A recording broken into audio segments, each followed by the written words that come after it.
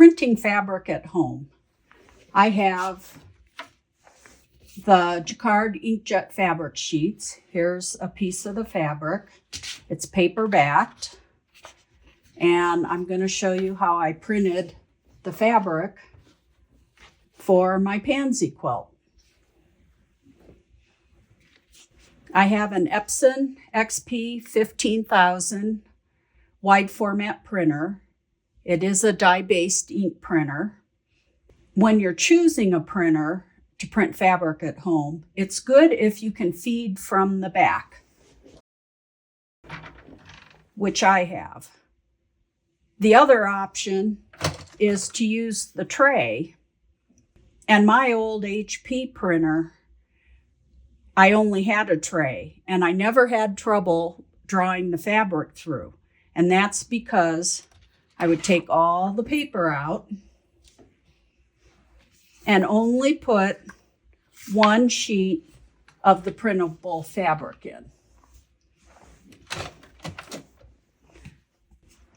So since I can feed from the back, I'm going to do that.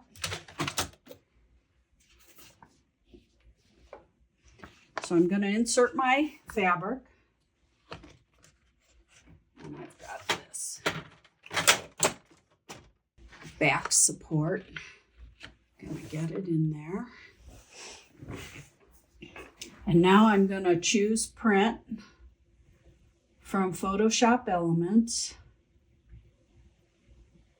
And when I'm in here, I will look for the page setup and get in here to make sure I'm choosing the form feed here on my printer.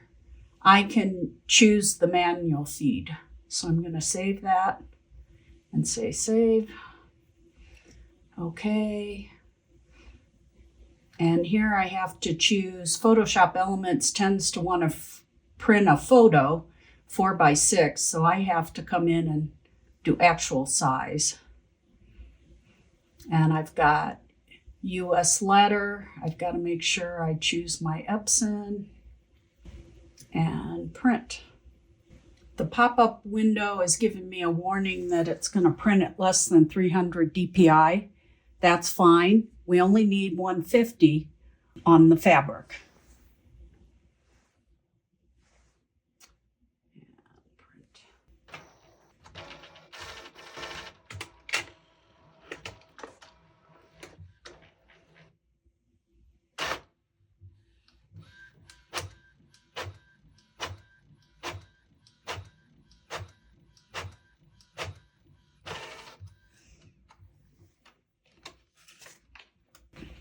And here's my pansy on the fabric. So if I come up here and I can peel it away.